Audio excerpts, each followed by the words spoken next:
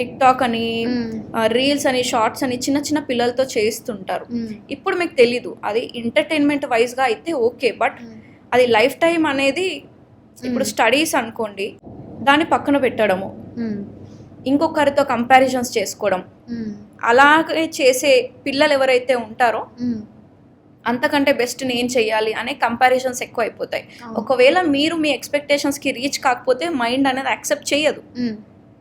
Then ఏమవుతుంది, negative thoughts అనేటివి వస్తాయి. మ్మ్. నెక్స్ట్ మ్మ్. ఇప్పుడు ఇది ఓకే ఈ స్టేజ్ వరకు, మ్మ్. బట్ నెక్స్ట్ ఏం జరుగుతుందో మీరు ఊహించలేరు. అవును. సూసైడల్ థాట్స్ వస్తాయి, డిప్రెషన్లోకి వెళ్ళిపోతారు, స్ట్రెస్ పెరిగిపోతుంది, మ్మ్. దానివల్ల మన హెల్త్ పాడైపోతుంది. ఈ స్ట్రెస్ హార్మోన్స్ వల్ల, ఇంబ్యాలెన్సెస్ వల్ల మ్మ్. ప్రాపర్గా మీకు సోషల్ స్కిల్స్ అనేటివి ఉండవు, మ్మ్. ఆ సెల్ఫ్ ఎస్టీమ్ తగ్గిపోతుంది. మ్మ్.